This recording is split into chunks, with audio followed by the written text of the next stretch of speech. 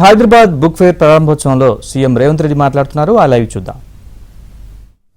ఆనాడు ఉమ్మడి ఆంధ్రప్రదేశ్ శాసనసభకు తెలంగాణ బిల్లును కేంద్ర ప్రభుత్వం పంపించి చర్చ పెట్టినప్పుడు నేను ఒక అంశాన్ని ప్రస్తావించినప్పుడు ఎవరో పెద్దలు సూచన చేస్తే చరిత్రలో ఎప్పుడు గెలిచిన వాళ్ళు రాసుకునేదే చరిత్రగా ఉంటుంది, కానీ పోరాటంలో అసూలు బాసిన వాళ్ళు, పోరాటంలో అమరులైన వాళ్ళ గురించి చరిత్రలో కొంత నిర్లక్ష్యము, కొంత సమాచార లోపం ఉంటుంది. అది సాయుధ రైతాంగం పోరాటమైన, తొలి తెలంగాణ ఉద్యమమైన, మలి తెలంగాణ ఉద్యమమైన, ఉద్యమంలో సమిధలైన అమరులైన వాళ్ళ చరిత్ర కంటే రాజకీయ ప్రయోజనం పొందిన వాళ్ళ గురించే ఎక్కువ చర్చ జరుగుతున్నది.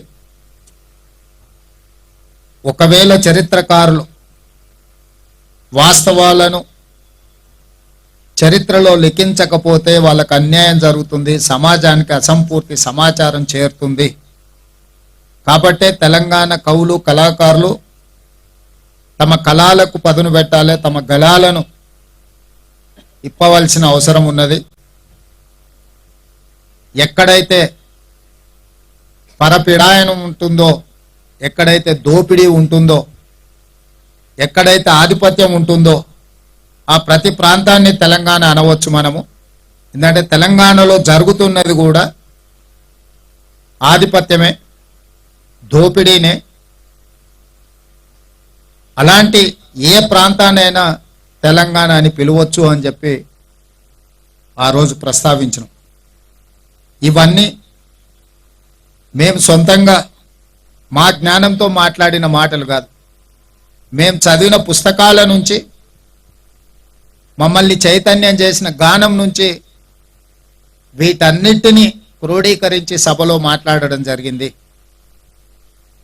ఈరోజు సమాజం అధునాతన యుగం వైపు సాంకేతిక పరిజ్ఞానం పెరగడంతో డిజిటల్ యుగం కావచ్చు, సోషల్ మీడియా కావచ్చు, రకరకాల మాధ్యమాలు వచ్చి పుస్తకాలు వాటికి ఉన్న ప్రాధాన్యత, చరిత్ర, ఈ చరిత్రను చదివితేనే భవిష్యత్తుకు పునాదులు వేసుకోవచ్చు అన్న ఆలోచన క్రమంగా తగ్గుతున్న పరిస్థితులు కనిపిస్తున్నాయి. అట్లాంటి కీలకమైన సందర్భంలో హైదరాబాద్ బుక్ ఫేర్ వీళ్ళు అశోక్ నగర్లో సిటీ సెంట్రల్ లైబ్రరీలో 1985లో చిన్నగా మొదలుపెట్టిన ఈ కార్యక్రమం ఈరోజు రాష్ట్ర స్థాయిలో వాళ్ళు ఈ కార్యక్రమం తీసుకోవడం, ఇలాంటి కార్యక్రమాలలో ప్రొఫెసర్ రమా మెల్కోటే గారు లాంటి మేధావులు అందరూ కూడా పాల్గొని వచ్చే తరానికి ఒక స్ఫూర్తినివ్వాలి.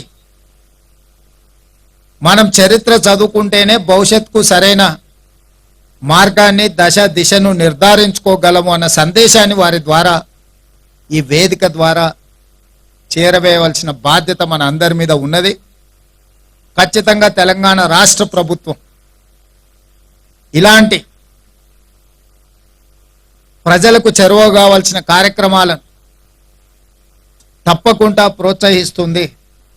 ఈ కార్యక్రమంలో నా మంత్రివర్గ సహచరులే కాదు, నేను కూడా తప్పకుండా పాల్గొనడం ద్వారా ఈ సమాజం పట్ల మాకున్న సామాజిక బాధ్యతను మేము నెరవేర్చినట్టు అవుతుంది.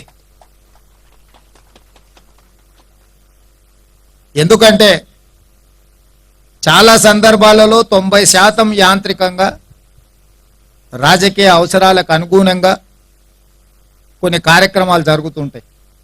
ఇలాంటి కార్యక్రమాలు సామాజిక స్పృహతోటి, సామాజిక చైతన్యంతో ఈ సమాజంలో వస్తున్న మార్పు మంచిదా చెడ్డదా, ఆ మార్పు సమాజానికి ఏ రకంగా ప్రయోజనం చేకూరుతుందని విశ్లేషించుకోవడానికి పనికొచ్చే వేదికలు ఇవి. ఇక్కడ చాలా పుస్తకాలు ఇక్కడికి వచ్చే వరకు చాలా మందికి ఇక్కడ ఉన్న ఎంత విజ్ఞానము, ఎంత సమాచారం ఇక్కడ ఉందో చాలా మందికి కొత్త తరానికి తెలియదు. ఈ కొత్త తరం వాళ్ళకి తెలిసిందల్లా గూగుల్ ఒకటే, అందులో గూగుల్ చేస్తే ఆ వచ్చే సమాచారమే నిజమని అనుకుంటుంటారు.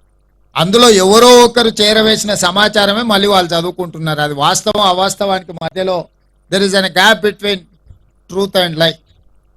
ఎవరు ముందుగాల అందులో ఏదైనా సమాచారాన్ని పెడితే అదే నిజం అనుకునే భ్రమలు. అందుకే ఎప్పుడు కూడా చరిత్రకారులు రాసిన పుస్తకాలు చదవడం ద్వారా చరిత్రలో కనుమరుగైన గొప్ప వ్యక్తుల గురించి తెలుసుకునే అవకాశం ఉంటుంది. అది నేను సంపూర్ణంగా విశ్వసిస్తున్నాను. ఎందుకంటే పోరాడి అమరులైన వాళ్ళ గురించి ఎవరో ఒక చరిత్రకారులు రాస్తే తప్ప రాసుకోవడానికి లేదు. గెలిచిన వాడు ఎవడైనా తన గురించి గొప్పగా రాసుకుంటాడు, ఎందుకంటే అధికారం తన చేతిలో ఉంటుంది. రాసేవాళ్ళు రాయించే వాళ్ళు వాళ్ళకు అనుకూలంగానే ఉంటారు. వాళ్ళకు అనుకూలంగా రాయించుకున్న చరిత్రనే నిజమైన చరిత్ర అని భ్రమలు కల్పించే విధంగా మనం కళ్ళ ముందు 10 సంవత్సరాలు చూసినాము.